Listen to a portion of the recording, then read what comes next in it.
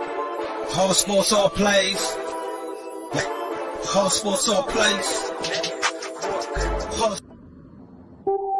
Rebel soul child got a fist ball. I'm a respawn of ancestors and I'm blessed, They are not him, tell him fess up. I get check stub, hella carefree, nothing scares me, hella reckless. Yeah, I got next up, right? No, we not the same, cause see when I look in your iris, you likely to talk but not ready to ride. You do better keeping it quiet. My pen is ignited, my soul is enlightened. I like who I am, but I'm biased. The palette is right, and my drip is a fountain. I'm not like these regular guys. All of that talk is misguided. She like the way I make the tape print, but the way I make the words play is grim. I'm the reaper reaching for the kill switch. The label cut the check like the bladesman. Something sparking where his brain is. The beat is somewhere where their prayers in. Geronimo, the way I make the bass jump when no parachute is tasted. What is going on, people? This is Throwing Hands, the number one MMA combat sports podcast in the world. Bada bing, bada boom. You know, this is my boy Josh. I got my boy James. What is going on, my brother? Man, not too much, man. Enjoying it, enjoying the week. We had a wonderful weekend, though. Yeah, we did. We got to check out UFL 3 this weekend, right? Man, a lot of stars in the building. Some great fights. Some of our local cats, Zarina, she went off this weekend. Wonderful performance. Picked up another W. Dominant Championship. You said dominant?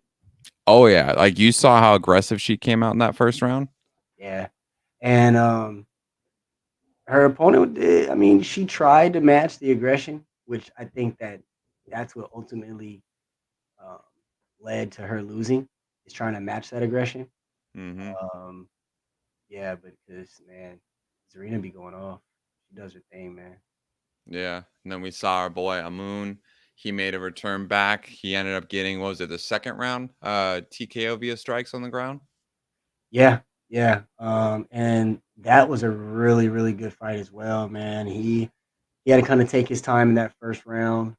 His opponent, another really, really strong fighter.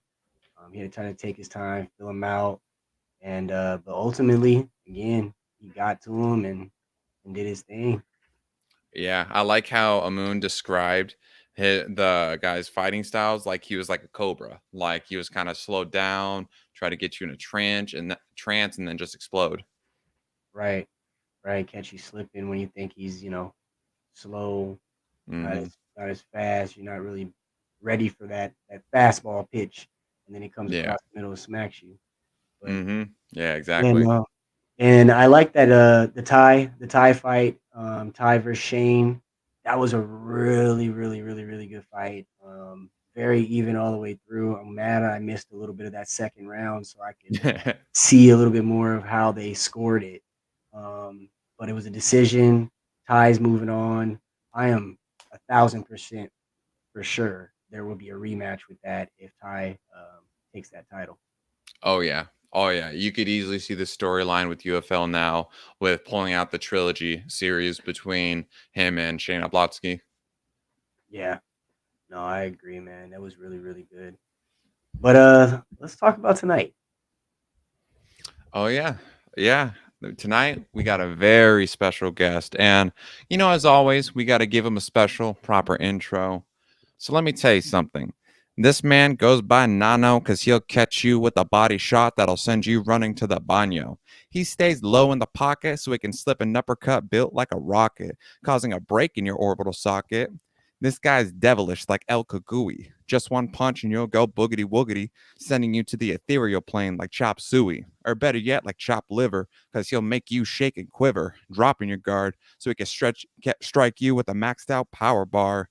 Ladies and gentlemen, you best greet him with a smile, as he's the one and only Edward Ceballos. What's going on, Thank my you, man? Nothing much is here. How about you?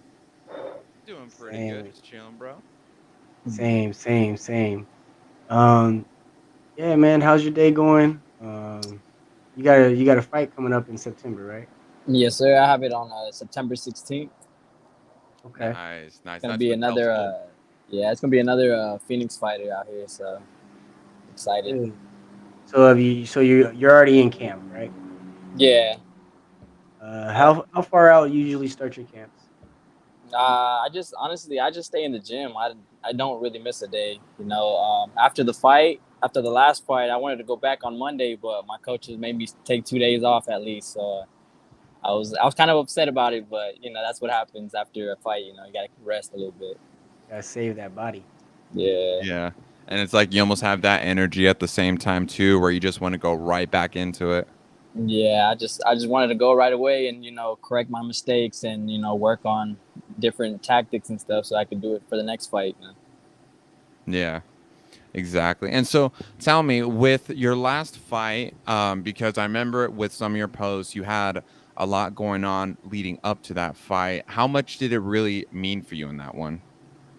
It meant a lot, you know, because like I was telling you about the last fight, you know, I wasn't really there focused. You know, I wasn't mentally there, physically there. You know, I just took the fight, you know, because it was an opportunity. But you know, my coaches told me not to take the fight, but I knew that if I never took it, that it would have never happened. But you know, leading up to this fight, I felt great. Everything, you know, was already like handled. I didn't have nothing, you know, no distractions. I didn't have anything going on in my life anymore. So it was good. I was happy. You know, my coaches saw it a lot that I was like, you know, a new me and a better me, a stronger me. I was there mentally, physically, and they were just, you know, we were just ready to, you know, go. Yeah. What was it that kind of helped you become that new you, better you? What was it? Is it something in camp? Something that just kind of clicked for you? It was just within me, you know. I just needed to like back away from you know fighting and you know really gather myself and you know handle my personal situations outside of the ring before I got in. Right. So you know the same thing didn't happen again from the last fight. So it's just I had to make sure I was fully there, mentally, physically. Otherwise, you know, I knew I would have got hurt or you know something would have happened. But yeah, thankfully that we're all good and we're ready. Yeah. So how much of a mental factor do you believe really pertains to combat sports and boxing, like throughout the training camp, going through the weight cut, leading up to the weigh-ins and actual fight night, and then stepping into that ring? No, it's a lot. You know, a lot of people don't see that either. They just see, you know, just getting in the ring and just fighting and snap. But there's a lot that happens. Mhm. You know, a lot of discipline. You know, um, people leaving their family for a lot of hours, a lot of days. You know, just to get in there, get ready, and you know, you basically isolate yourself from everybody, and you just you know fully focus in the gym. That's all like you basically know until you know the fight's Mhm. over, and then you know that's when you go with your family and your friends and hang out for a little bit until you know you find out when you're fighting again. You Right. just go back in it. Yeah. That's So, something. Oh, go ahead. no, go ahead.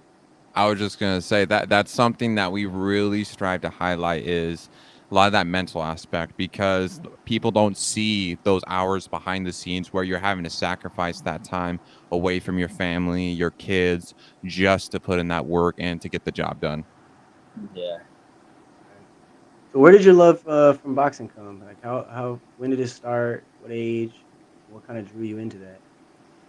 So I actually started playing baseball when I was 6, and then some guy we ended up beating his son's baseball team, and he came up to my dad and he was like, "Hey, like your son looks like you know he's like very energized and like you know he looks like he like would like us boxing and this and that." And so my dad's like, he looked at me and I just had like the biggest smile on my face because me and my dad would always watch boxing. And he was like, "Would you want to try it?" I'm like, "Yeah, yeah, like I would like let's go for it." And so like we'd do both sports. We'd go to baseball, and as soon as baseball came, we'd have to run and take the bus because we didn't have a car. So we'd run, take the bus, go to the gym, from the gym, come back, and it just you know I fell in love ever since then.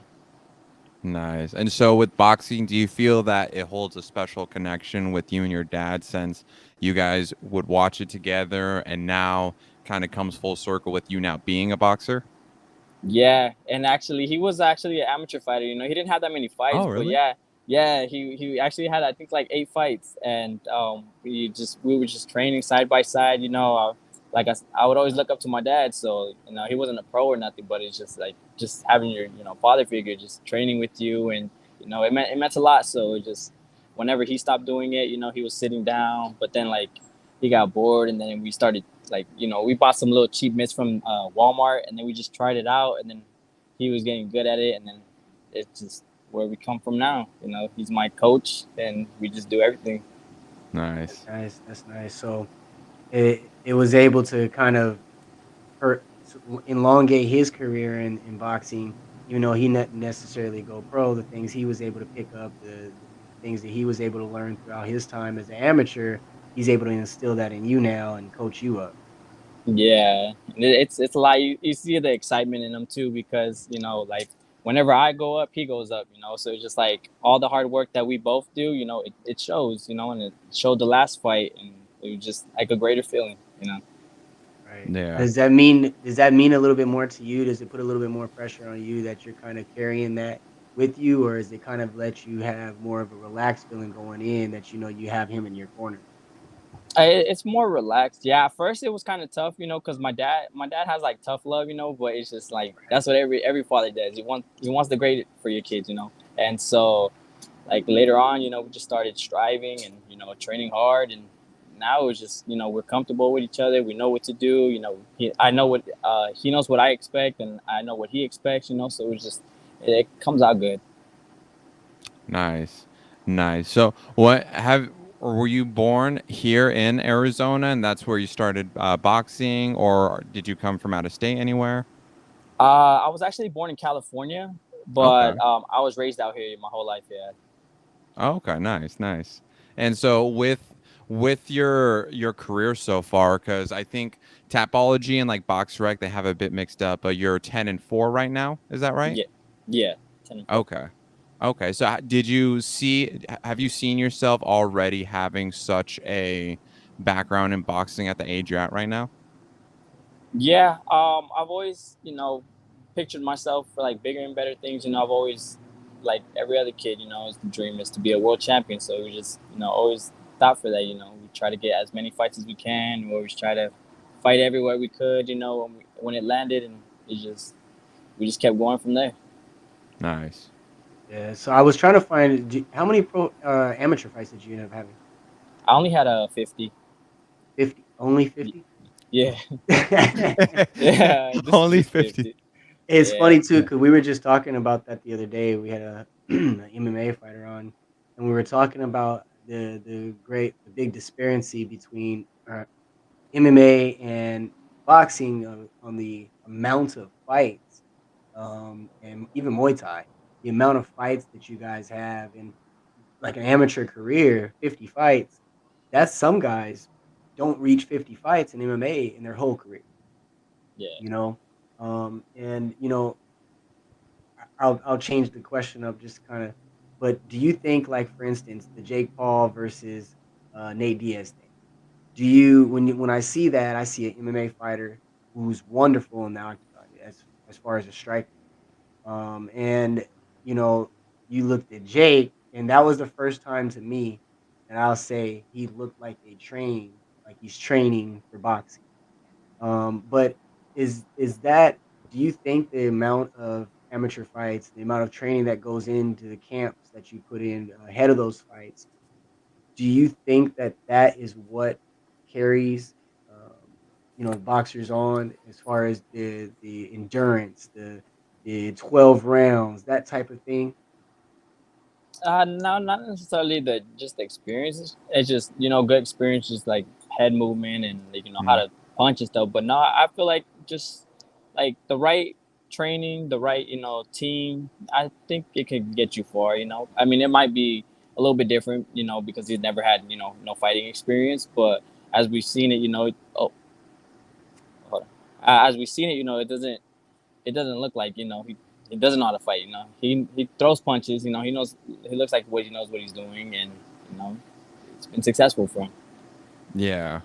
Yeah, and one thing that I definitely like about the dynamic of boxing, especially like when you compare it to other sports like Muay Thai and MMA, is that the style of defense is also very unique because like in MMA, you're more squared up because you have to be worried about leg kicks, getting kicked in the head, even the body. But in boxing, it's like I think it was what Floyd Mayweather said, you want to keep yourself as minimal as possible, the least amount of space possible for anybody to actually land. Surface area, Yeah. yeah, it's definitely different. So let's talk a little bit about your camps, your endurance training. What's it like for you as far as training? For to be in shape for leading up to a fight. Do you do a lot of cardio?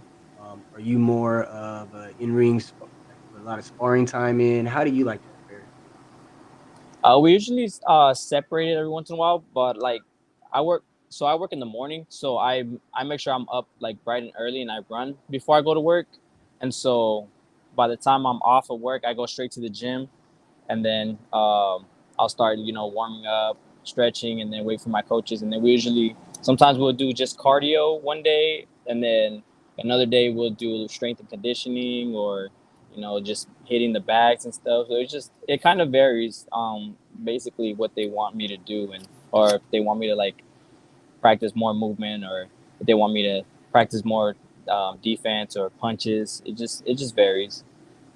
Okay. And do you find it difficult to be able to balance out the work life and training life as well as in tangent with like having a family? Or do you feel like you got that down to a T in regards to how your routine is? First it was a little bit difficult, yeah, because I always want to be with my son, but I know that I have to make sacrifices, and it comes for the better for him and his future. But yeah, I've been able to cope with it. It's been a lot easier now because it's just like a constant schedule that I'm on now, so it Right. works out. Okay. Yeah, I personally find it difficult for myself to balance that out. That's why, like, I like to pick your guys' brain because I haven't been training for a minute. And I'm like, I need to get back in there, especially seeing like the kind of performances as well as the work ethic you guys put in. Like, it's major respect to you. Like, thank you. So how old is your son? He's about to be 2 next week. Oh, Nice. nice. So Yeah. you can have him hanging around the gym, watching you, kind of like what you got to kind of watch your dad too. Yeah, his mother was actually telling me that whenever she took him to the fight, that he wasn't really paying attention to anybody fighting, but as soon as he saw me fighting, he was always saying "Daddy, Daddy," and he was like he was punching in the air and stuff. So yeah, every time like I'll fake box with him, he would like have the biggest smile, and he'd just start punching and pretend like he's a fighter and stuff. So yeah. That's dope. That's dope to be able to do, man. To be able to kind of have that same presence that your dad had with you. So what were some of your guys' favorite fighters to watch back then? We used to watch like Julio Cesar Chavez Jr. or Miguel Cotto or Oscar de la Hoya, just the older fighters. So who kind of influenced you to want the gloves, to want to pick up the gloves and kind of get in the ring? Want the gloves? I always used to look up Julio Cesar Chavez Jr. before he started doing all that other bad stuff. So yeah, I always wanted to be like him because he always had that chin. He'd put it Yeah, out there, everybody would hit him, he would just knock him out. I'm like, man, I want to be great like him. yeah. I mean, there was a lot of good fighters in that era. It seems like before they started doing all that crazy stuff is a cliche thing. We could say about a few of the great fighters back then. Yeah. Yeah, that's what they're Shoot. like. Is he still your favorite fighter? I'm like, nah. He used to be, but not no more. I was like, it's a new generation now, so we got to look up those people now. Yeah. Yeah. And Kind of so the with same thing you can say about De La Hoya. Oh, yeah, definitely. He's pretty good. He was one of my favorites at the time, man. He always, like you said, kind of like Julio. He put it out there. He put it out there. De La Hoya had a chin at one time too, and he never backed down from nobody. That, Yeah, my favorite fight was when he fought Mayweather. That one was good. I like that one. he talked himself into that fight because Mayweather was scooting around, picking and choosing at that time. So he definitely his personality at that time was very, very vibrant. So he was able to get that fight, I think, just off his personality alone. Yeah, that at that fight, I was actually going for him, and then everybody in my family, when we were watching it at their house, they were all going for Mayweather. And when he lost, oh man, I was so mad. I'm like, man, he should have won this and that. But yeah, I felt damn. kind of the So same way about Pacquiao. yeah, yeah, that was a good one too. so how do you feel in regards to like the like in regards to your mindset with going to a match and boxing, because like we just talked about, like Floyd Mayweather, because of his hands and how he is, he's always more so going for the points and the distance. But you have other guys who has that invested interest to just finish it and not leave it to the judges. What's kind of your mindset with that every time you step into the ring? Well, now that I came back to the gym, because back then I was just going, based off, if I win, I win, by the decision or by knockout. But this time, as hard as I've been training with my team, because we switched my time. I used to train just 2 hours. Now I train 5 hours. Mm. So it's like every fight I go in, I just feel like I could get the knockout just by as hard as we've been training, how hard we've been, just going through training camp, and it's been comfortable. It's been refreshing. It's been something new, something better. So I always look for the knockout, but I don't try to knock them out in the fight. But it's just like I try to work on my way to it. Yeah. That's what I liked about your last performance against Ivan Castaneda, because like you're just saying, you weren't necessarily going for it and trying to like use up all your energy to go for that knockout, but the opportunities presented itself and you were just able to capitalize and get that KO. Yeah, I was seeing a lot that he was like at first he was having his hands up, but then like he started slowly, being sluggish, slow with his punches. So Body. my dad was telling me he was like his hands are down, like do something. I'm like no, I see it. But yeah, the first time I knocked him down was when we got close, and then we've been practicing with the short hook, so that's what we got him with. He dropped, and so. Until then, he just kept dropping his hands more, dropping his hands. So I'm like, yeah, I got this, and If that's I when the knockout came. recall, if I recall, it was like somewhere mid late first round. You hit him with a body punch, and that's when them elbows started hitting at them ribs, and that's when his arm started dropping. And then I think when we got really towards the end is when, like you said, heading into that, when you said sat down with your dad, it was right before the end of that round. His stuff was down. That's when he was really feeling it. He was gasping for air, things like that. So when did you feel? Yeah, My bad, my bad. yeah. Go ahead. No, my bad. I'm sorry. So that was actually when got that clean body shot. I went to my dad and I was smiling. He's like, "What?" I was like, "I know you saw that body shot." I'm like, "I heard him," and he was like, "Yeah, you did." He was like, "Just stay focused. Don't try to just swing wild and this now." I'm like, "Nah." I said, "I'm calm. I'm calm in this fight." I said, "I got it." I said, "I know what I got to do." But yeah, as soon as I got that body shot, I he kind of hugged me, and I heard him, and I was like, "Yeah, all right, I got you." But Yeah, and then them yeah, elbows stayed attached to those ribs after that. He didn't Mhm. really want to come up any higher. yeah. And he just started backing up more, and like I say, he was just throwing a little bit slower. He didn't really want to throw because the body shot really did hurt him. But yeah, How Yeah. much can power change someone's game plan in the ring? it changes a lot. Like even in like the beginning, like if somebody feels your power like right in the beginning, you're not gonna be like you're not gonna want to throw, because then you're gonna be like, damn, like what if he hits me with a What good he's punch and it hurts me, Yeah, so Yeah. it's just basically like mine at that point, because like if I go in there and I swing hard, he's gonna be like, nah, I don't want to get hit. So yeah. Yeah. That's what I like about the sport too, because it's a style of chess where like you're very calculated with your strikes and your combos. Because like you were saying, you caught him in the body shot then in that first round. Then after that, he keeps on hugging those elbows to his ribs, and then you just start setting it up, and that's when you caught him over the top. Yeah. Yeah, and Yeah. I also knew that he was getting kind of hurt, and he fatiguing a little bit because he kept holding me a lot. So I kept telling my dad, he's like, punch out of it. I'm like, nah, I don't want to waste my energy, but it's just like it's kind of getting annoying, just the punch, the holding and stuff. But that's just like it's part of the game, it happens. But I just had to stay calm and just pick my shots whenever the ref would break us through. Yeah. Now, so that comment there, so punching out of it, you're not wanting to waste your energy. In how at what fight? Because you're 50 fights in, or not what fight, but when did you kind of start getting a feel for those type of little things, picking up on those type of things, to how you really want to manage your energy or how you really want to manage your fights like that. Because I just know a lot of guys they like that. They like to punch out of the clinch and stuff of that nature. But how did you kind of depict on what you prefer?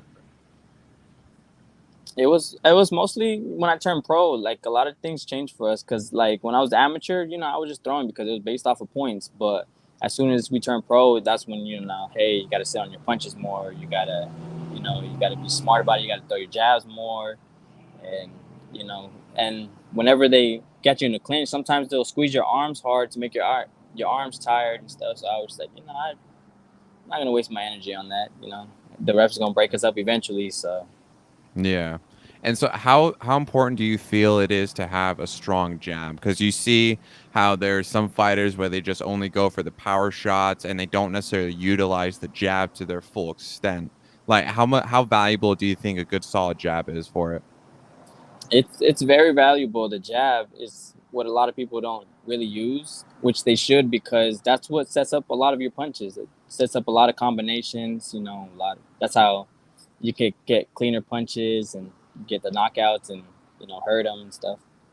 Because I Yeah. mean, if you just depend on the power, it's just you're probably gonna hit them every once in a while, but they're gonna expect it. So with the jab, you're really like, especially if you hit them in the head or in the face or whatever, it will it would like kind of blind them for a second. They won't see the other punches. So the jab really comes a long way. yeah. Yeah. And if you look at like, there's a couple of particular fights that I can compare, but one I'll start with is the Spence and Crawford fight. I mean, Spence is a great jabber, and if you look at his past fights over his career, that's a lot of the time how he dictated the fights. He's a strong, not just a good jabber, but he's a strong jabber. He has some power behind him. But if you look at this fight with Terrence Crawford, Spence wasn't really able to get his jab off. Crawford was landing with his jab and landing with some power behind it. So it goes a long, long way if you're able to not only jab and have a good jab, but use your jab to dictate the fight. Yeah, that's basically what Costas Spence, because I don't think he trained that in training camp. What he would do when somebody counters his jab or anything, because he was just so used to throwing it and landing it. So whenever somebody knew what he was gonna do, he kind of froze up. Yeah. Yeah, kind of like Yeah. what we were talking about earlier with that power. You know, Yeah. what was the when Terrence hit him with that jab that knocked him down? That was like in the first minute and a half of the fight, wasn't it? Yeah. Yeah. Yeah, And do changing you your game plan. Do you also do training to focus on like timing and like reactionary based training? Because like whenever I think of like training combat sports, you're trying to do things to where you're able to have a faster reaction time to pick up on movements, on certain motions, to be able to utilize your footwork. Like, do you do any type of training for that? Yeah, that would be like mostly like in the beginning when one of my fitness coaches comes, he'll be like, oh, like before you put the gloves on, he'll put like a weight in the ring, and then he'll be like, like put your feet on it, and like work your angles and like rotate and this and that just before we put it in. So when we do the mitts and we do hit the bags, I'll be comfortable and I'll try them out on the mitts or the bags. Okay, and that's why they use a lot of that tennis ball training, where it's like to focus on advancing your peripheral vision to be able to pick up on like those looping shots, or just to accelerate that reaction time. Yeah, that also helps for the eye coordination. Yeah, that's we don't really do that, but it's that one works out a lot because I used to do it back then, and I used to have like one where you would like attach it to your head, and then there'd be Oh like a string and yeah, a ball, and you just hit it. Yeah, we used to do that one a lot too. dude, I'd be fucking up on that, smack myself in the face a dozen times over. Yeah, Yeah, that was me at first. I kept trying to do it and I couldn't do it. My coach was like, "Just relax, just relax." I'm like, "Nah, I'm not gonna relax. I'm trying to hit the ball, but I can't hit the ball." But he's like, "Just relax," and I started relaxing and I just started hitting. I'm like, "Oh, all right, then." I just needed to relax a little bit. Yeah. So, what has boxing like kind of just helped you with overall in your life? You know, just outside of the actual sport itself, how has it helped you as the man you become and the man you're becoming?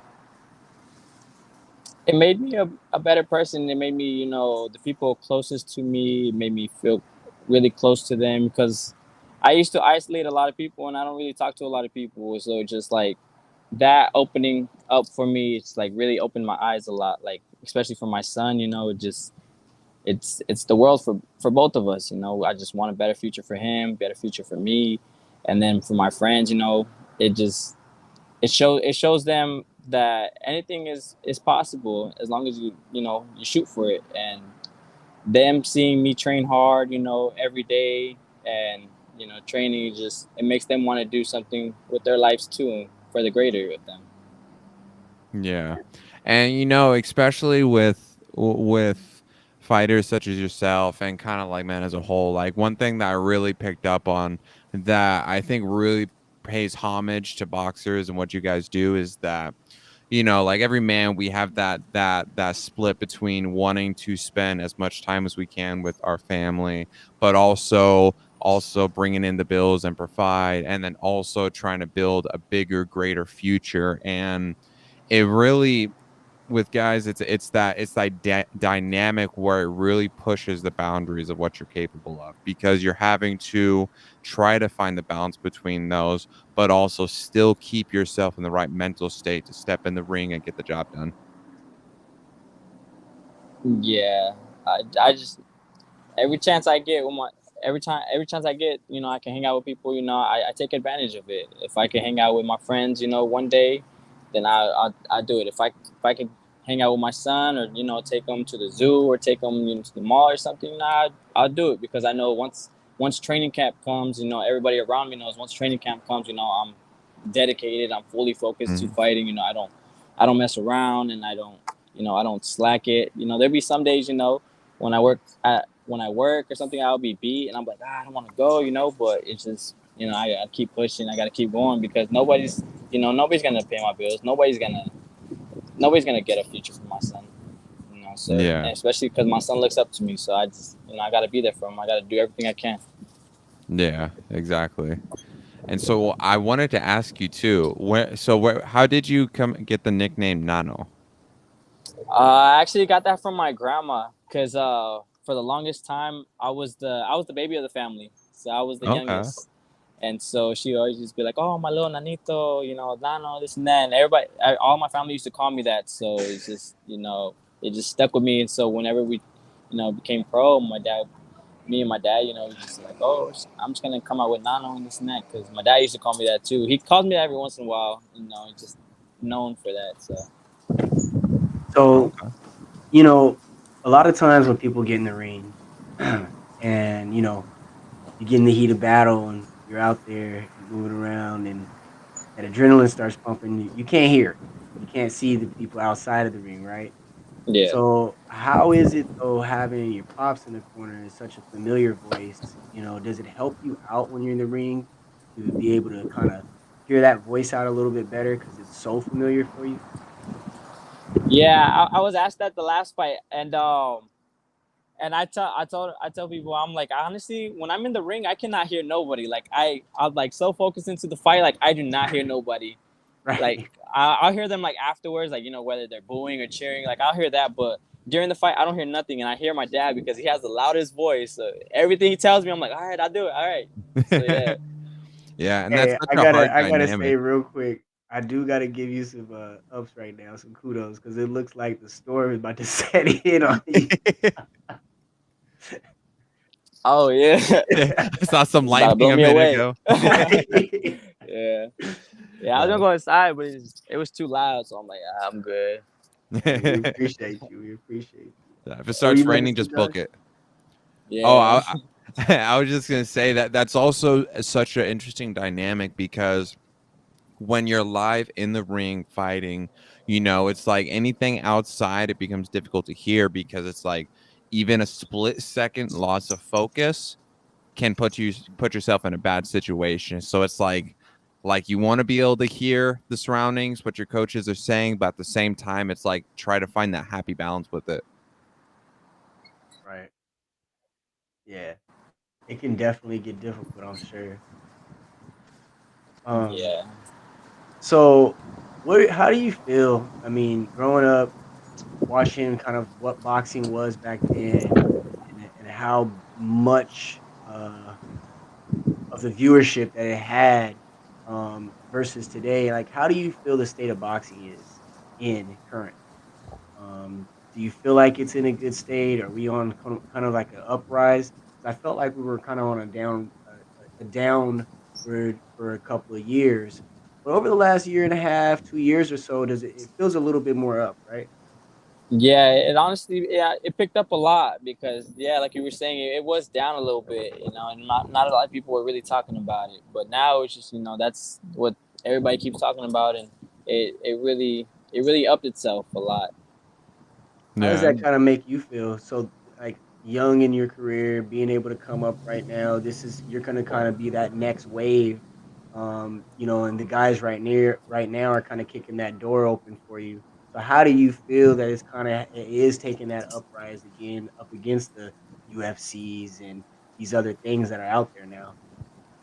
It feels good. That's why I said every opportunity, that happens, I just gotta take it because, you never know when a great opportunity is gonna happen for us, or we don't know if boxing is gonna be there forever, or boxing's there, not gonna be on top like it used to be, So just whatever happens, we just gotta keep going for it. Yeah. Yeah. And do you see that like how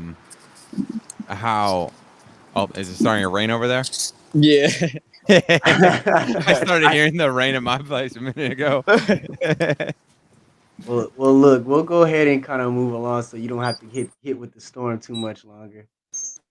Um, So I do have a couple of questions. I think you kind of answered one of them earlier when you were talking about Julio Cesar Chavez, which was kind of who influenced you, who kind of pushed you towards this.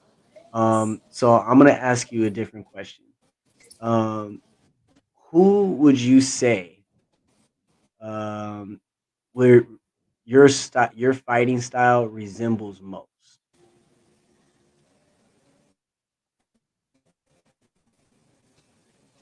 Oh, I think we got Oh, him froze for a second. TM Storm. Here we go. He's coming back. All right, let us know when you can hear us. Okay, we'll Oh, wait for him to come back. yeah. Little I, little I bit didn't of technical expect. difficulties. The storm set in. You know how Arizona be. I'm actually surprised there was a storm today. I didn't expect there to be like anything going on. I'm not surprised at all. It's monsoon. Well, monsoon season usually starts at the beginning of July. Yeah, it's been a bit backed up. Yeah, we ain't had no nothing. So this month is gonna be horrible. I watch. It's gonna be horrible. It's gonna be like Yeah. kablam, kaboom, pow. Y yeah, and, it's like, kinda like what we're talking with, Edward about, like, especially with this heat wave that's in Arizona, that's another factor that plays into a lot of these local guys' training and just also trying to balance it out, not deal with the heat of it, and then just kinda, like, find a happy space with it. All right. Can you hear? Can you hear us? Oh, we're working our way back. Can you hear us?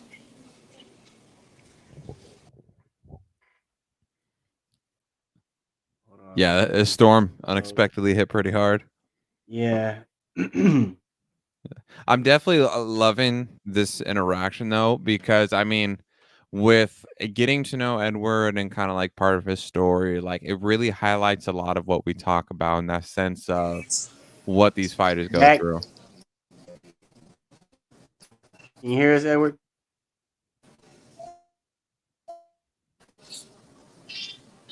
Oh, can you hear us? I was kind of popping in and out. Can you hear us? Oh, it's hitting harder where I'm at. I was hitting over there too. Yeah. Okay. Um. Yeah. Rain, rain, go away. Come again another day. Message him real quick and just let him know when he logs in and he hears us to message us. We'll bring him back on. Okay. Oh no, hold on. Okay, can you hear us now? Oh, I don't think there's audio. Try going back and yeah, there we go. But yeah, so while that's going on, but let's go back to when we were talking about that jab situation. I think that you look at somebody like the Tyson Fury and he's back. All right, there we go. I don't know what happened. Yeah, Okay, Yeah, this storm's a killer. right. yeah.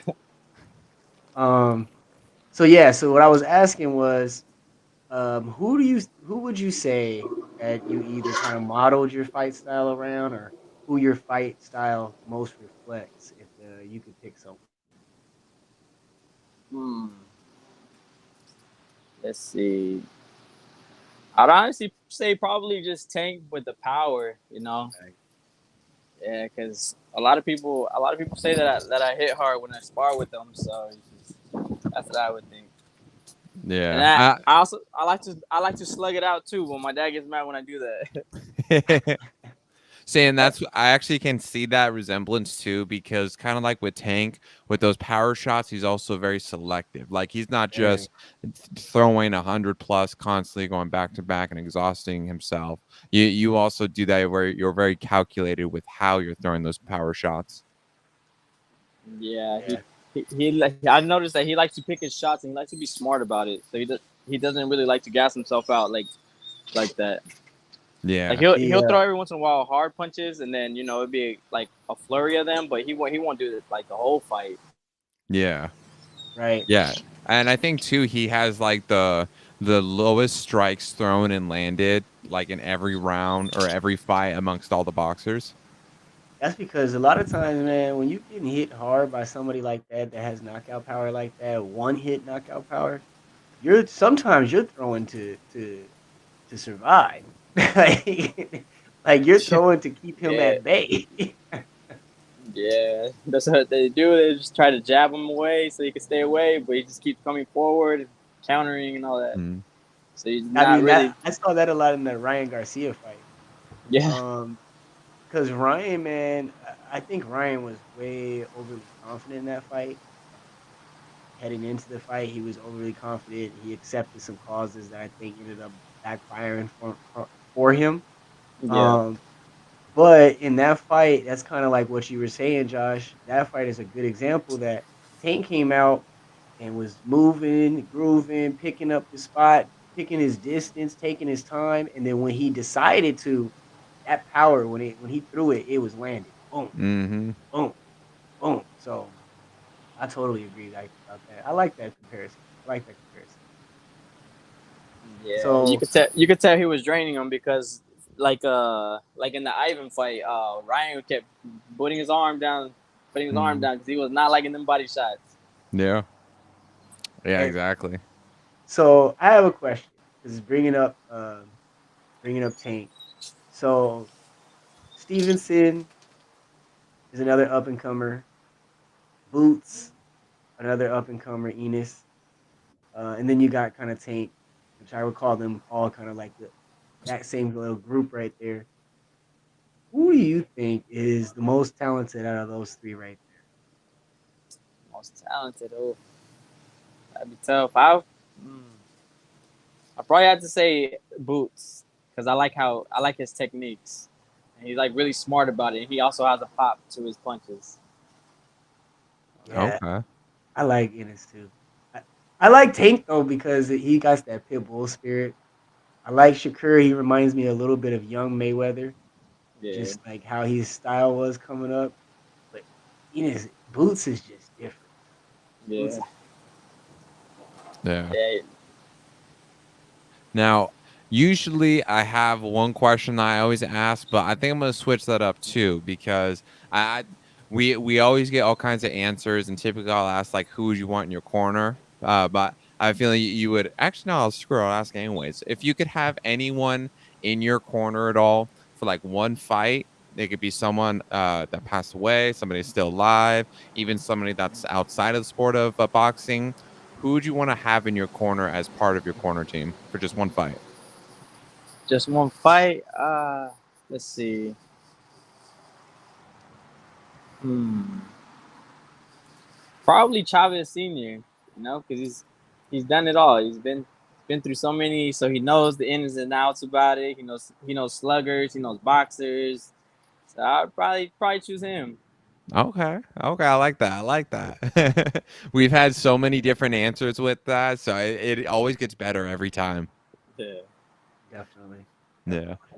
And now another question I want to ask, which it popped in my head, is that so I have another show where I typically ask it, but because I love your energy and like how you're talking about a lot with your dad, and then it's almost like you're going from your dad being the first generation, now you're the second generation, and almost like your kid is going to be the third generation.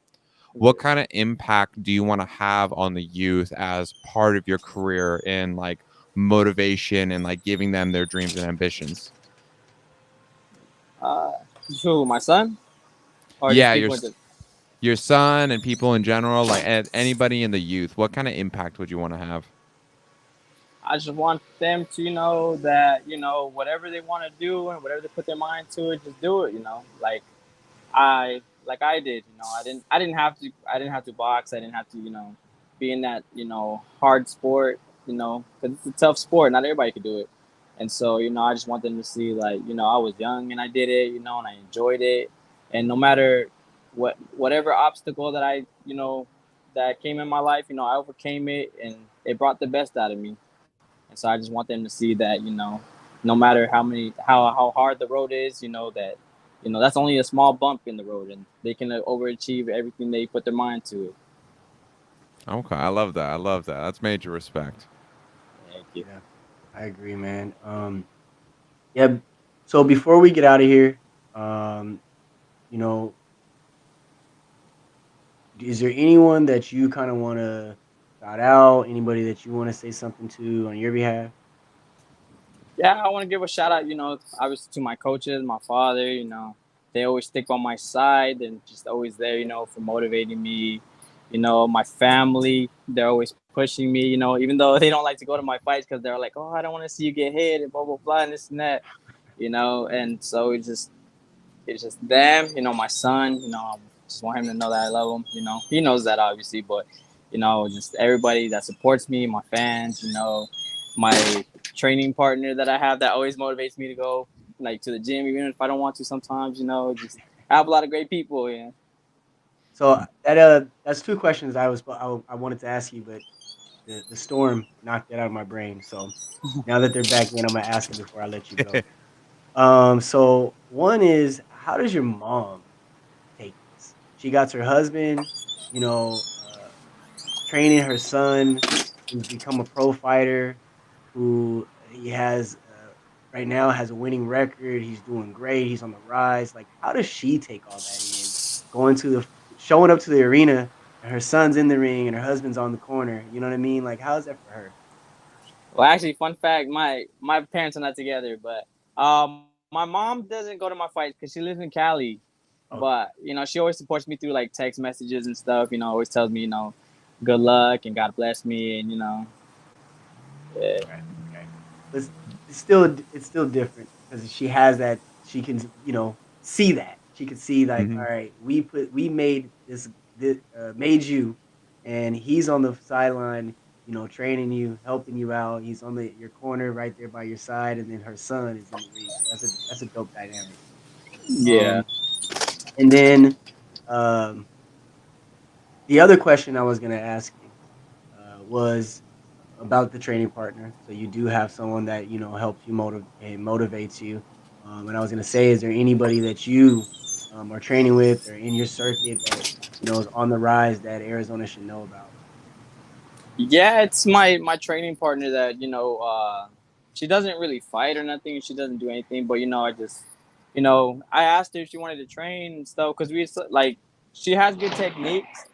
She has good techniques, and she has potential, but it's just been it hasn't been there. So it she helps me a lot with my fights. She motivates me. She's always telling me, keep going. Don't stop. Blah blah blah. Or sometimes like I'm having a bad day. I'm like, I don't want to go to the gym. She's like, you gotta go to the gym. You gotta fight this and that. So it's just yeah, my partner. She's pretty cool. She's somebody that's I didn't expect to be close like that, but just having somebody support me with my boxing, it means a lot.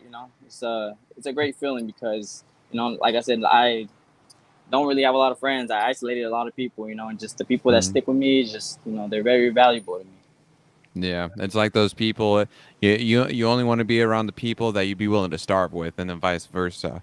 And to have that type of camaraderie and that brotherhood, especially in combat sports, I feel is especially crucial and very valuable for your progression. Yeah, so that's why the people I keep close with me, it's not a lot of people, but the people I have, it's just I want to take them up with me, and I just want them to know that I appreciate them for everything they do for me, and always keeping me up spirit, and just making me or wishing me the best and all that. Yeah. So September 16th, um, you got to fight. I think his name is Jesus Ibarra. You know anything about your opponent? Yeah, we used to see him a lot in amateur fights, and surprisingly, we never fought an amateur. But it's the fight came through. The contract. They asked me if I wanted to fight. I just said, I'm here for everybody, so I don't really care who it is. I just said send the contract. As soon as they sent it, I sent that back in like 2 minutes. So I was like, I'm ready to fight everybody. Doesn't matter who it is. I came in the sport to fight, so just win, lose, draw. I'm up for it. I only get better from like that. So just I wanna stay active. I want as many fights as I can get with whoever it is. Because I want to be a world champion one day. So just we Hmm. got to take risks sometimes. Exactly. And you have to be able to be willing to step into that uncomfort zone, be willing to take on any type of adversity or adversary that poses your way. Because when you become the champion, you hit that point, then everybody's going to be coming. So it's very valuable to have that mindset and that capability where doesn't matter who it is, you have the skill set, you have the capacity as well as the adaptability to overcome it every time. Yep. Yeah, and especially because like I noticed that like a lot of fighters they want to protect their O's, so they kind of pick and choose who they want to fight, and then just Hmm. ever since I ended up losing my O, I was just like like let's just go for it. Let's just go for whoever, just win, lose, draw. We're just gonna keep going at it. Just it's a learning experience. It's only gonna make us great. Exactly. And I mean, as Exactly. boxing grows back into the beast it used to be, it's going to be more like that. You know, when there's a lot of competition, there's not a lot of donuts. Um, Yeah, it's supposed to be that way. So, hey, yeah, and man, that, hats off to you. Go ahead.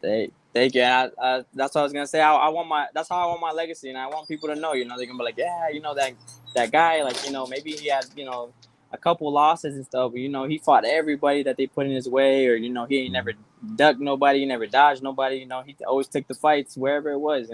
That's how I want to be. Like, I don't want to be like, oh yeah, him. Nah, he was only picking his fights, or nah, he didn't want to take this fight because of this and that. Like I said, I came back and I'm training hard, so I'm ready to fight everybody. Hell yeah, I love that. I love that.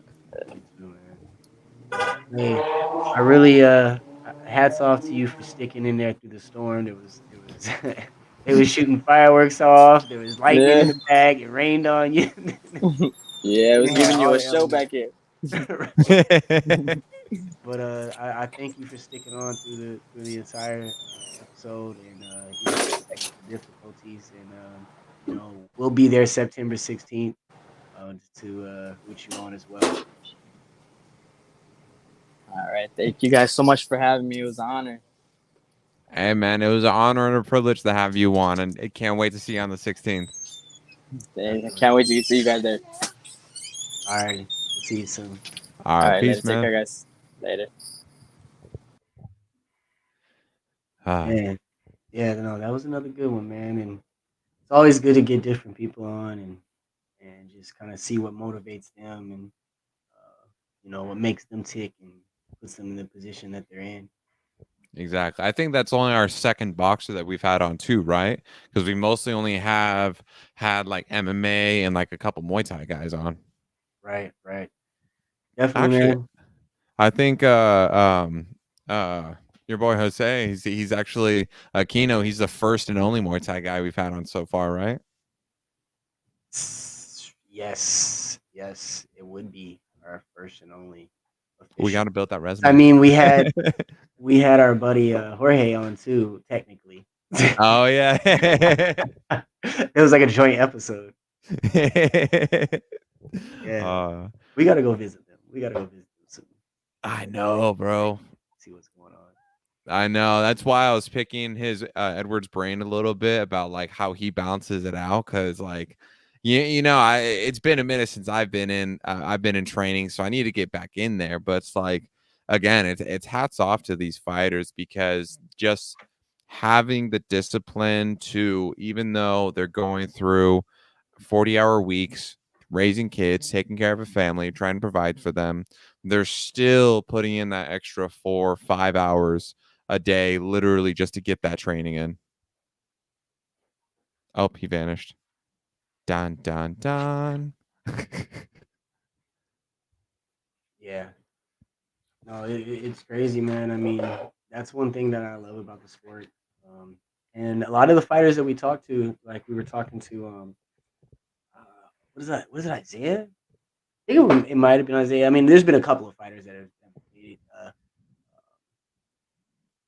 but we've talked about it time and time again that a lot of these fighters are, you know, full time working somewhere else, Mm-hmm. or doing a whole lot somewhere else, and then going out and training afterwards and doing all that afterwards.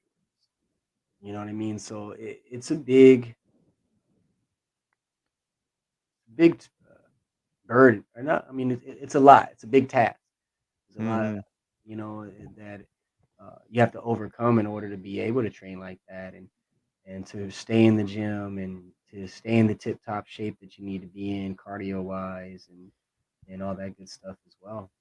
Yeah. Yeah, especially like what with what I was saying before, it's like with men especially, like it's unfortunately, as the world is, they don't necessarily the world doesn't necessarily care so much as like what all we're doing and like our lowest points. So it's like we have no choice but to go through the grind regardless, with trying to balance out with spending more time with our kids, while also trying to work and provide, and then also trying to build a bigger, better future for them. And for like what he was talking about, like just trying to make sure he's mentally prepared.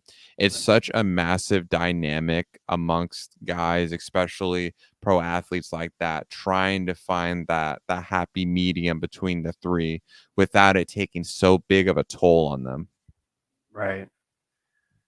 Yeah. No, you're 100% correct, man. And it's dope to hear how guys are managing it and working through it and doing what they do. So Mm. let's talk a little bit about United Fight League, UFL 3. Yes. Wonderful showing this weekend. Mm-hmm. So we started off the night with Brittany Cloudy versus Veronica. Is it Smokova? Yeah, Smokova. Yes. Um, Dude, Brittany won um, via decision. Yeah, and she had the first and third round in the bag. I think it was just the second round where they kind of gave it to Veronica. I'm gonna tell you right now, Veronica Smokova is a fucking animal, She's a dog. and she just happened to fight two other fucking animals, Mm-hmm. back to back with Zarina, and the fight that she had with Zarina was dope, Mm-hmm. dope, She's got a chin, bro. Like that was the other fucking thing that dope. yeah, like Veronica, she's a little shorter in stature, so when she fought both Zarina and Brittany, she had the height and reach disadvantage.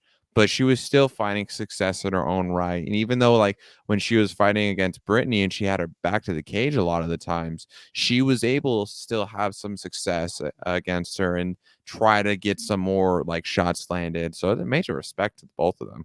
No, you're 100%. That freaking chin of hers is what makes it makes her be able to uh, fight in that close quarters. And Mm-hmm. honestly, because of her chin, and she hits hard, she hits hella hard. You can just see it.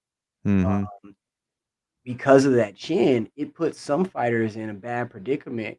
Because there was a few times where Brittany was pressing her up, and she's in that pocket, and Veronica got some short hooks and them short uppercuts that she's throwing, and they're landing. And there was a couple of times in that third where Brittany was a little cloudy, um, because she was in that pocket for too long, and Veronica caught her. Mm-hmm. And so I really, hats off to Veronica. Uh, I know we're gonna see her back in the UFL. Um, she just ran into two beasts in the ring in the octagon, back Mm-hmm. to back. You know what I mean?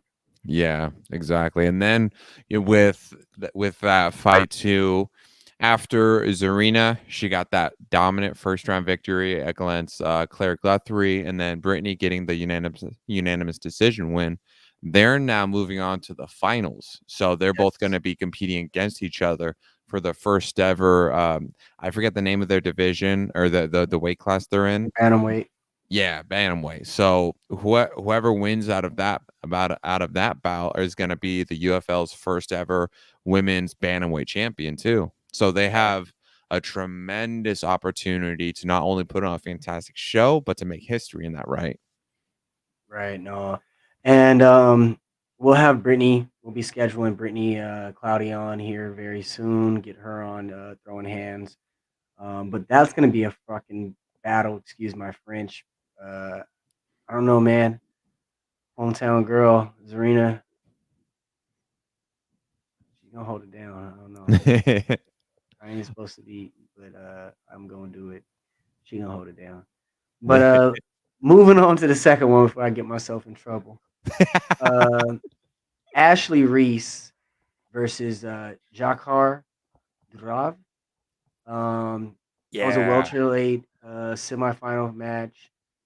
Uh, this one ended in stoppage in a what was it?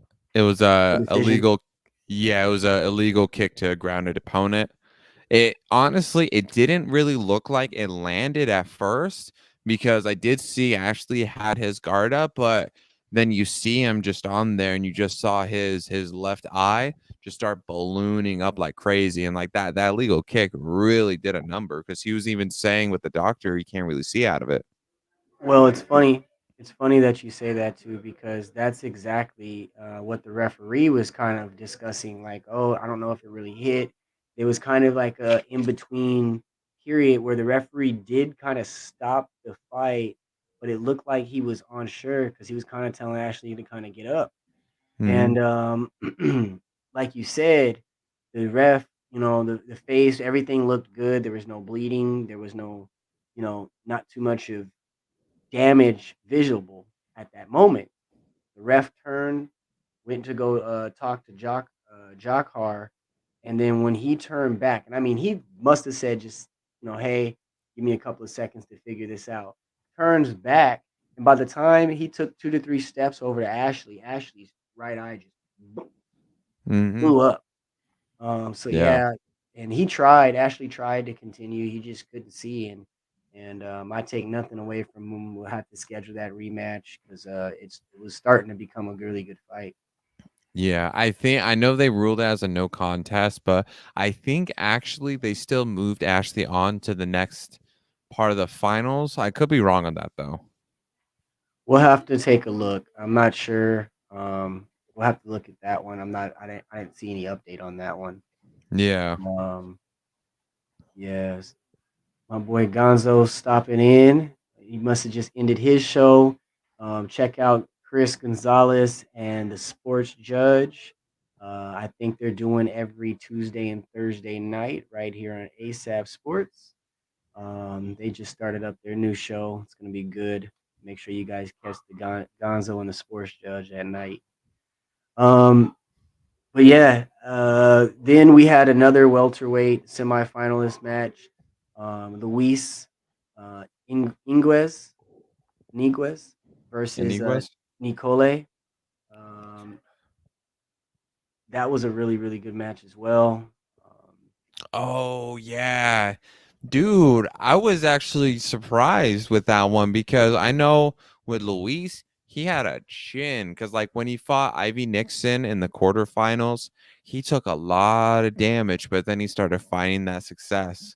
But then with his opponent, it was he started landing those knees, like those knees were starting to connect a lot with the Luis, and then those shots, and then it was almost like for a split second, it was a flash KO.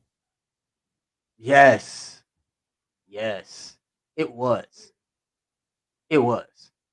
He just they didn't follow through with it, or he didn't follow through, or that would have been out. He gave him Mhm. enough time to snap back in. Yeah. Do you think the ref kind of ended that one early? Because I was a bit on the fence on that. I don't know. I felt like Luis he wasn't fully out enough for that. Like you could justify a little bit with him. Like he did get rocked pretty hard, but he immediately started moving to get back up. But bro, when he hit that cage, he was out. He was asleep, bro. He was asleep when he initially hit the cage. He took Damn. Okay. one punch sleep. Like, and if he wasn't asleep, he was completely dazed. Mm-hmm. And he took one to the face, completely zero effort to block it. Mm-hmm. And they took that when he caught back for that second one. Yes, he was trying to get to his feet. His legs were working, but I didn't see his eyes snap back in. Okay. You know what I Okay. mean? Yeah. Yeah, and then I think well the next fight was Chris McCarty versus I forget his opponent's name, but he was one of Ty Gorder's training partners. No, before that fight was Brandon Lewis and Justin Wetzel. Oh, okay, that's right. Yeah, and oh yeah, and Justin Wetzel he had gotten the first round submission on that. I think he's the Mhm. one that moved on and is now going to be fighting against Amun, right?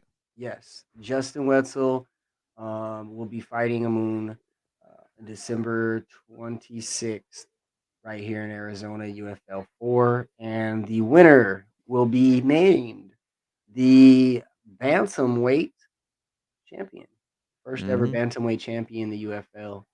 Um, since we already mentioned our boy Amun had a wonderful performance. Wonderful Mhm. performance. We were talking. That was a really good performance. Um, Yeah. he waited him out. Uh, got the second round KO. Let's talk Dude. about Raja Jackson and Steve Collins. Oh yeah, dude. Like I won't lie, because I've always loved Rampage Jackson, and so like I was very looking forward to Roger Jackson, and I won't lie, I was hoping to get the win, but I mean, absolute respect to Stephen Collins as well, his opponent, because like you saw Roger caught him with a nasty hook that rocked him in that first round, and so Stephen he immediately adjusted his game plan. He went to start grappling, clinching, utilizing his wrestling, and he was able to pull it off very well. So I definitely have to give major respect for that. Yeah, there was a lot of booing going on among some fans and things, but the one thing that we always talk about as well when we've had many discussions, especially in our early days of throwing hands, about how much wrestling dominates the sport. Yeah. And as a wrestler, you know that your best attribute is going to be the grappling and kind of takedown tossing aspect of the octagon. Yeah. And it was realized very early on in the fight that Raja had very very dangerous weapons in those on those limbs of his. Um, Yeah. so at that point, Steven or Steven did what any fighter is supposed to do. Not Hmm. just MMA, not just boxing, not just any fighter, any combat sport, any sport. Period. He did what any player in any sport is supposed to do. He made an adjustment, and his Yeah. adjustment was, do not let this motherfucker punch. Yeah. Yeah, he kept on stuffing Raja in the pocket, kept on working the grappling, and then he almost, I think it was the second round when he almost had a rear naked choke on Raja, but he was able to finally get out of it. I'll tell you one thing. I bet you $100 Roger is never gonna let this happen again. Oh yeah. Oh yeah, guaranteed. That's why like when I did the Wayne interview with him, he talked a lot about how like, with it being a pro debut and his stepping up in the competition, like he felt some of the pressure with it, but I feel like at the same time it's now he has the opportunity to let that pressure and those nerves just go away. And now he has that done, and now he could just start moving forward, and he has that fire in him. Yeah, and there's we talk about or we have talked in the past about the right way to go with your career. There's no right or wrong. Each path is carved out within its own, and that's what makes each legacy a legacy Mm-hmm. because it's to the cater or it's written by that individual. And one thing that I will say that Raja has some of the most powerful hands I've seen uh, from a debut or first 5 fights in uh, Mm-hmm. fighter. And I think that retrospect to him losing this fight, I think that this fight is going to propel something else in him that wasn't necessarily there prior to this fight. So Yeah. I think down the road we're going to see the results of this particular fight. We're going to see that down the road because he's never going to let this happen. Oh yeah. And literally every time they separated, he blap blap blap blap, and then whoop, let's grab him back up. Yeah. So I guarantee you, he's going to have an answer for that grappling style in the future. Yeah. Yeah, that's why I'm really looking forward to seeing him again in the cage. I was really hoping we'd get a chance to see him before he had left that the night of the UFL. But I mean, with how the sport is, everybody's kind of bouncing around, and there's so much energy, so much stuff going on. And I know too, like what I mentioned, like he had talked about pressure and whatnot, and Mhm. it was. At least my opinion, I would say it's almost like a self-reflection moment because like I know part of like what Stephen Collins was saying, for example, leading up to the fight, those little pre-fight interviews they do as part Yeah. of the promo, he was talking about how like part of the fact that he has his dad Rampage as part of his legacy and reputation, it was creating that like connection dynamic. I don't want to say it like the shadow in a sense because I also don't want Rampage to kick my ass. But in a sense, like it, I know when I talked to Raja, he really appreciated when I brought up and was talking to him about like this is his opportunity now to build his own legacy, to really write his own story without having to lean on anything else, if that makes sense. No, that makes 100%. Makes a lot of sense. But you got to understand, man. Um, the fans are what build that or create that clown. Mm-hmm. Because they're you, like you said, man. I really looked up to. I respected. I was really happy to see all those things right before you said Rampage's name. And if you ask, majority of the fans that grew up watching UFC, remember how old UFC is. Mm-hmm. And I didn't say MMA. I said UFC because that a lot of fans didn't. I say about 80% of the fans today. Oh, you're muted. I can't hear you. Your mic turned into the old Def Jam game from GameCube.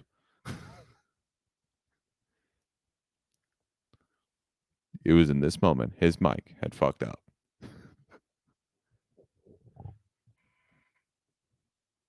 Little technical difficulty. But no, while he's trying to get his mic fixed, I definitely I I like Roger Jackson. I really love the story that he's going to be building, especially because like now he has a tremendous opportunity to write his own legacy and like bring a full circle with himself. Right. Yeah, my freaking thing's been tripping today, my soundboard. But no, what I was getting at there was, the fans are what kind of create that buzz. Because even like you said, we know, and like I was saying, 80% of the fans today, majority of them don't know them from Pride, don't know them from K1, don't know them from, a lot of these other, Japan promotions, like Hmm. a lot of these other promotions. Their their memory of MMA is UFC, and majority of them have didn't see like the first 4, 5, 6, 7, 8 UFCs. Yeah. So, you know what I mean? Uh, So if you have a sport, a brand new sport that's grown the way it has, Rampage is an icon in there, He's a legend, bro. Like a another true pioneer. right? So, it's not much that there's not much that Rampage can kind of do um, to alleviate that or get rid of that cloud, Hmm. except for Rampage or for Raja to go in there and whoop whoop ass. Hmm. Because at the end of the day, when the hand is rose, it's gonna say Raja and not Rampage. Yeah, exactly. And once that happens and continues to happen, it's gonna create. It's gonna smash, and smash that wall down, and they're gonna say Raja, and they're not gonna, not saying they're gonna forget Rampage, but they're gonna say Raja. Yeah. And ultimately like every father, especially like in this type of sport, they want their son or their daughter that's in there to be better than them, to build a bigger, better legacy and to build a bigger, better name. So I know with Rampage too, like of course he wants his son to be able to make that transition with his own legacy to where the people they're going to start calling Raja's name more. They're going to start looking at him more, and then that cloud just disperses on its own. And as much as people, fans, media, whomever, say, how is it, are you working under a cloud or blah blah blah blah blah blase whatever. Let's not forget about the accomplishments that Rampage has had and Mhm. what that result is. And that is what, as a father, when you're building your career, that is what you want to be able to do. Is if your Mhm. son wants to be a fighter and you're a fighter, or if your son wants to be a basketball player and you're LeBron James, or your Mhm. son, whatever it might be in this world, Rampage of the father did exactly what he was supposed to do. Yeah. Yeah, He cuz I mean if first of you all, no, just go ahead. no, go ahead. Oh, I was just going to say cuz I mean like if you also look at Raj's amateur record, he had 4 amateur fights and 3 of them were knockout finishes. Mhm. And I mean, I'm not, and Rampage didn't. When I say Rampage did what he's supposed to do, Rampage built his legacy, you know, over many, many, many, many, many years. So it wasn't like he did this just for Raja's career or anything.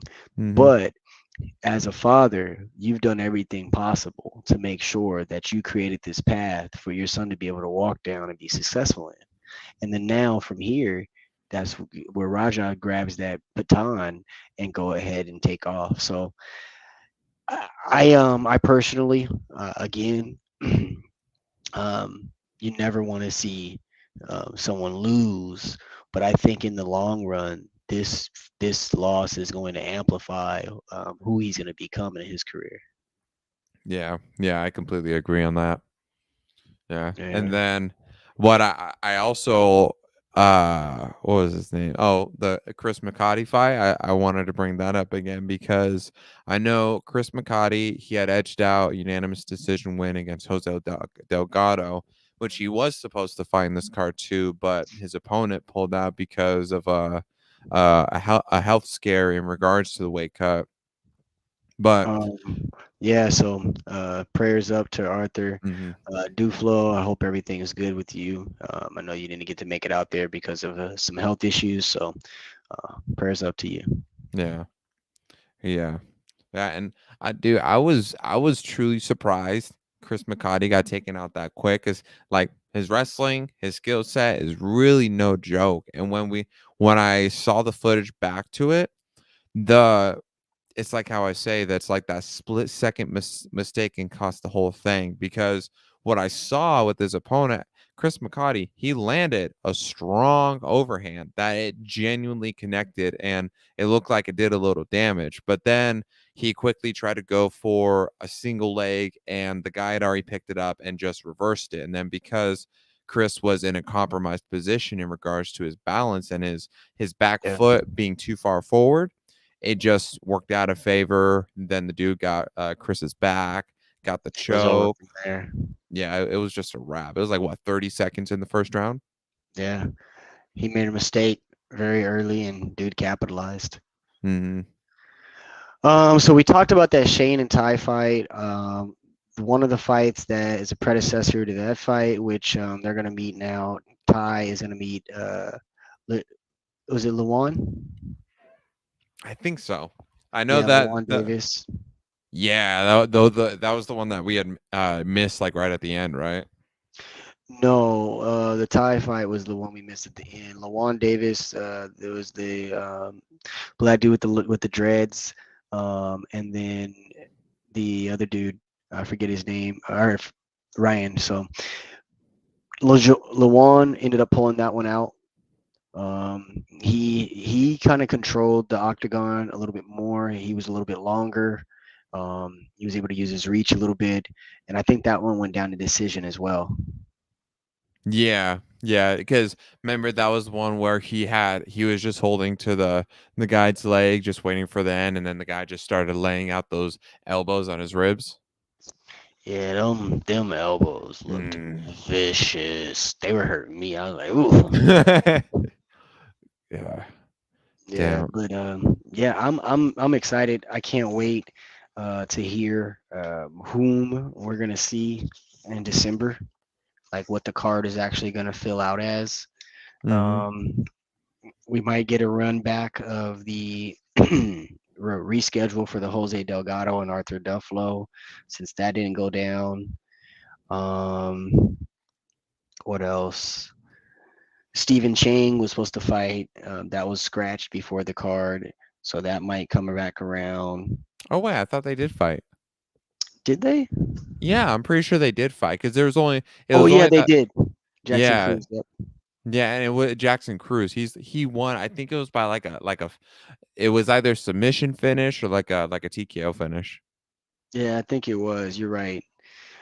Um, so we know we got Ty versus Lawan Jackson. We know we got Brittany Cloudy versus Arena. Um, we know we got Justin Witzel versus Amun Cosme. Mhm. Um, that's all I know right now. I will not put it past us to see Shane versus Ryan. Oh yeah, yeah, I can see that happening. I can see that happening, and because I really think that Ty and Shane deserve a rematch. I don't think that sh- they're gonna schedule Shane for a title match right off the bat without him having another fight. So I can Yeah, see Ryan and Shane fighting. The winner of that getting the title opportunity, and then you'll get that rematch if Ty's able to pull that fight off. yeah. That'd be dope too, because then that's also going to be an historical point for UFL for their first time having a trilogy fight as well, because Ty and Shane first fought with Freedom Fight Night as pros. Shane got that with a flash KO, almost getting finished himself in the first round. Then you have this rematch where Ty he edged out the split decision, and then that'd be really dope too to have that trilogy fight come in circle. right? Especially before a title. Mm-hmm. Yeah. Exactly. Yeah, man. Again, UFL, a very, very, very good promotion. They're doing a lot of great things. If you don't know about them, this is the time to kind of catch on. They're doing a lot of great things for not promotion and not for us as fans necessarily, but for the fighters, man. And that's what this is about. They're offering full health care. They're offering stock shares as far as ownership. They're offering just so many different things to help out with these fighters' careers. Mm-hmm. So if you haven't, I'm telling you, United Fight League. It's a wonderful promotion. Glad to be a part of it and kind of cover it and be able to get into it a little bit. Mm-hmm. Yeah, and also then the celebrities are out. We had Yeah. Rampage Jackson, we had Frank Mir, we had um, Brendan Schaub, Chris Brendan Angel. Shaw, Chris Angel, Jared Cannonier. Dude, you Uh, know what's funny with Brendan Schaub too is that so JJ he had I talked to him a little bit ago today and he was like, "Bro, I can't believe you fucking met Brendan Schaub because he loves that guy. Like he was telling me he wants to ask him so many questions." yeah, no, man. Brandon Shaw was a really cool dude too. Mm-hmm. That was what was really dope. Um, really, really cool. Yeah. But it is time. I'm gonna call this the um, MMA Lab segment because we definitely have to talk about this week. Um, my guy Marcus, motherfucking maniac, McGee Yes, went sir. out there again and looked better than ever. Feet was looking quick. He had a little bit of Ali footwork going on in there. I saw a little butterfly, little sting like a bee going on, and bro, he laid his opponent out. X marks Dude. the spot. Yeah. And it's like, bro, like you saw, like Marcus, he had just like a little bit under one eye, but it was like he barely landed on Marcus. Period. He maybe got like on like one lucky shot in, but like when you pointed out too, when we were talking and watching it, like when Marcus threw that spinning heel kick and the way his opponent just like backed up against the cage like that, you just knew that it was going to be a wrap after that. Yeah, I mean, you always evade um, a kick or a punch or whatever, but the way that he exited the building when that spinning kick was coming, I said, "Oh yeah, he's scared." He Yeah. said he didn't like that. And then Marcus, like again, like I think Cormier was talking. He was like, "Man, you can tell Marcus is working with O'Malley. Look at the footwork. Look at, and it's crazy to me because we've seen a lot of Marcus previously. It's crazy to me that they're just now. I mean, obviously it's only his second fight, but they're just now getting to see the footwork. They're just now getting Hmm. to see the stand up that he's capable of because that last fight with Journey. And I don't know what it was, but I told you, Journey don't want to see this dude on his feet. He knows on a short notice, he didn't get to train against him. He didn't get to focus on what Marcus is good at. So on short notice, he's going to try to take him down. And you were there. I bet. I said, no, he's submitting him. I bet it before the fight even started, before the freaking show even started. I was like, this is by submission in first round. I had to put that bet in.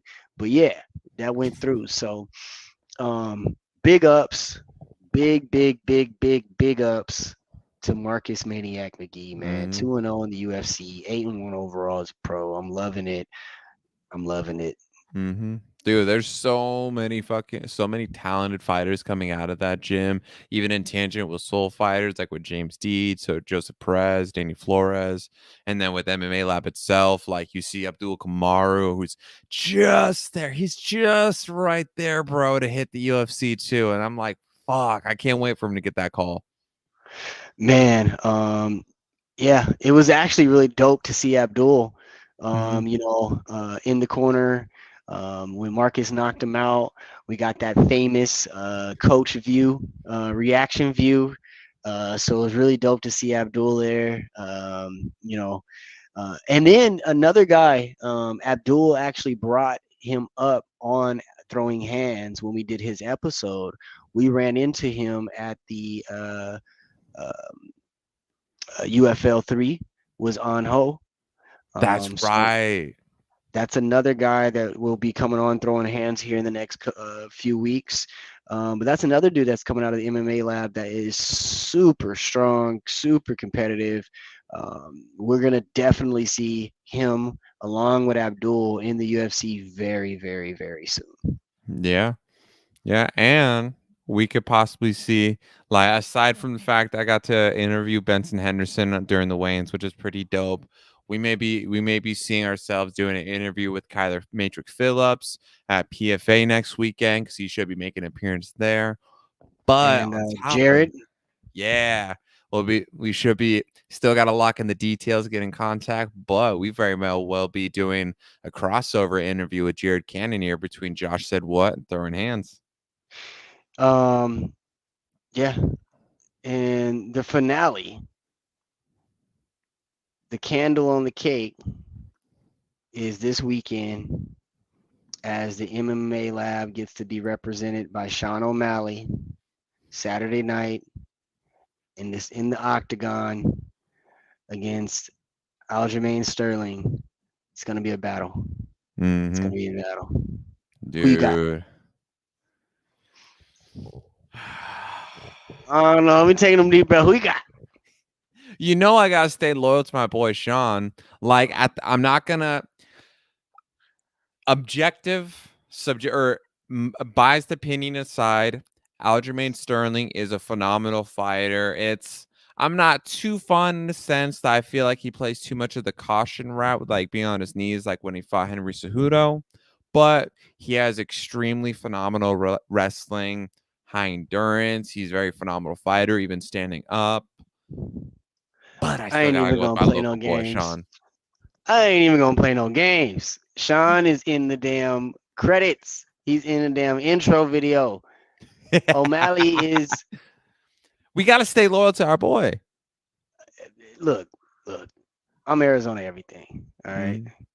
You know, I gotta have my Arizona guy in each sport. So like I'm gonna go Marte right now in baseball, the Diamondbacks.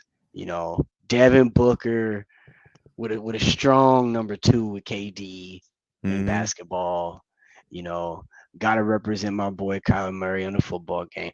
But when it comes to fighting, we got Marcus McGee, who is my my personal favorite just because our connection. And Mhm. he's a fucking animal. He's gonna be a champion here very soon. But Sean motherfucking O'Malley. Bro, I want to see Sean get that knockout. Like he has so much power. Like, bro, you I remember don't want him to knock him out. I want Sean to choke him out. Nah, I I want want to Sean knock to him out. choke him out because if he knocks him out, they're gonna say he caught him with a lucky punch.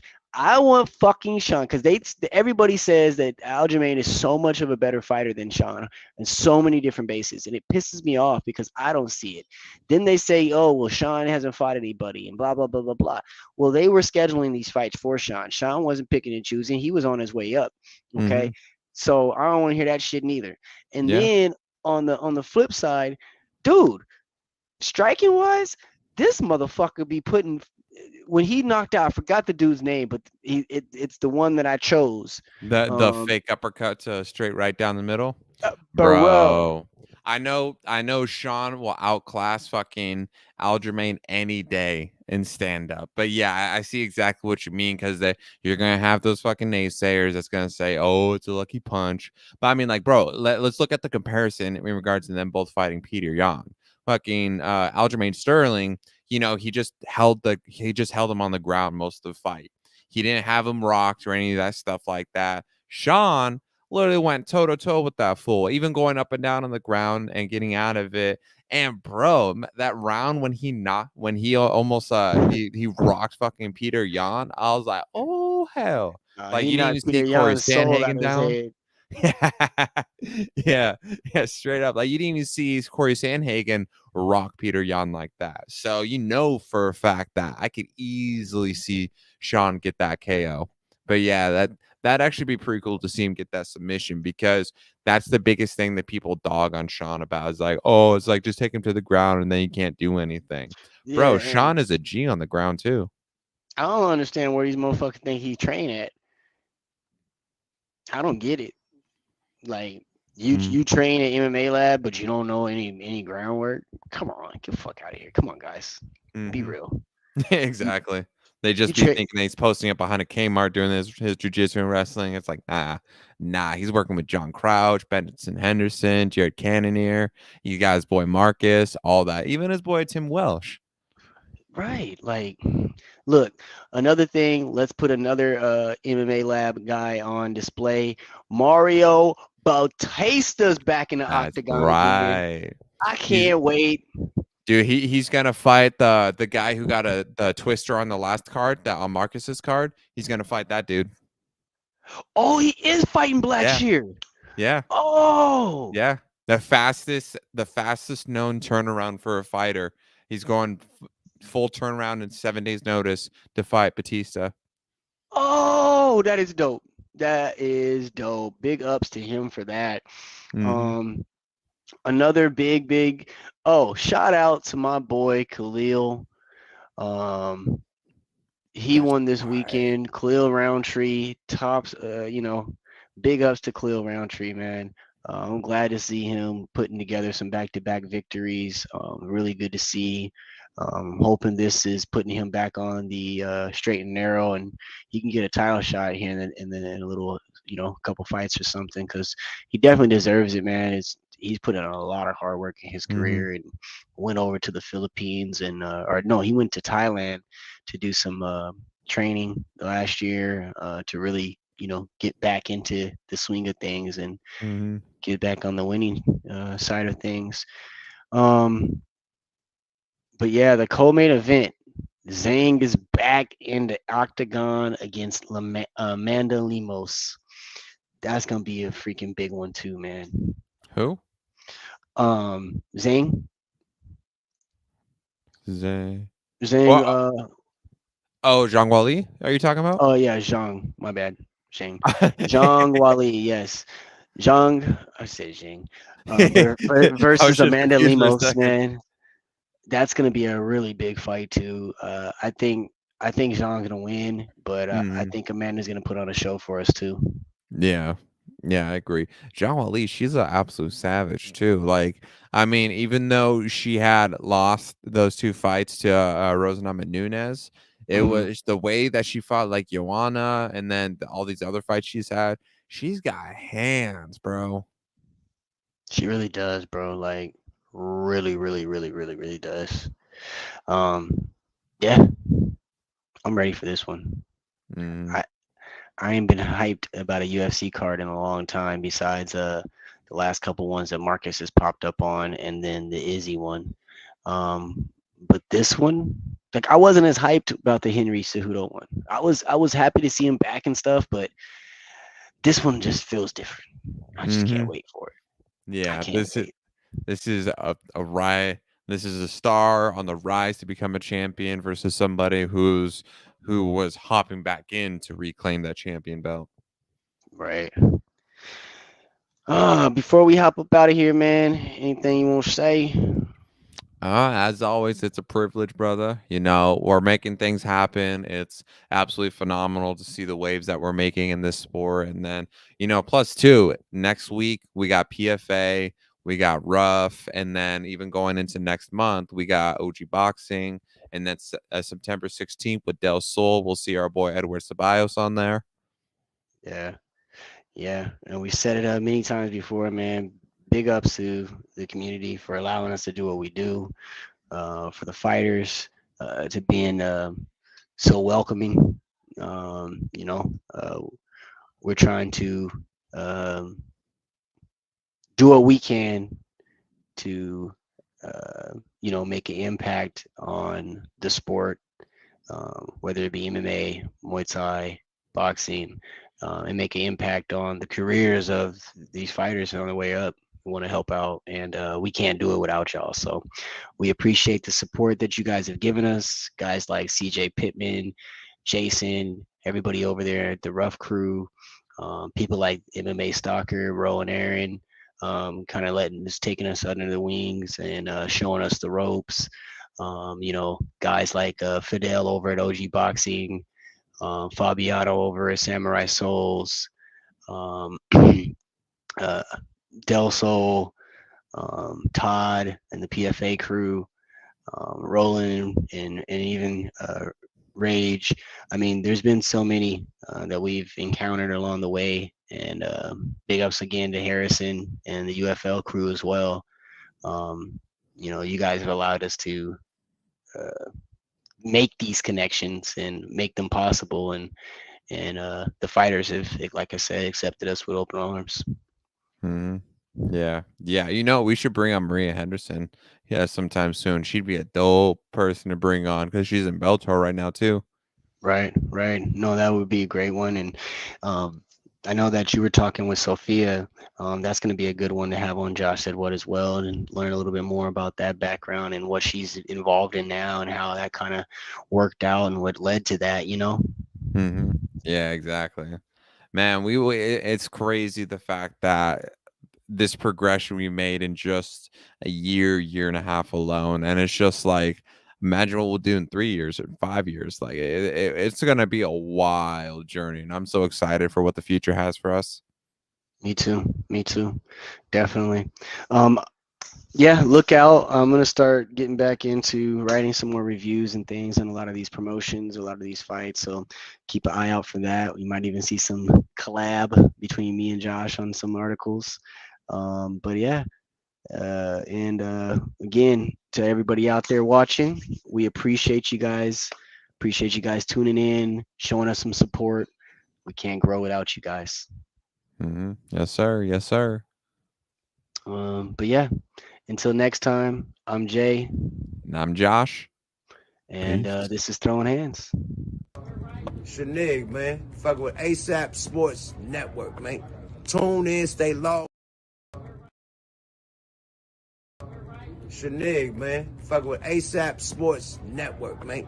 Tune in, stay logged in, and stay mouthed in. You dig? Yuck mouth. Yada da. Boy!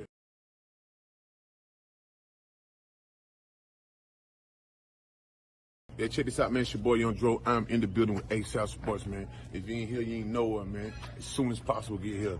You dig?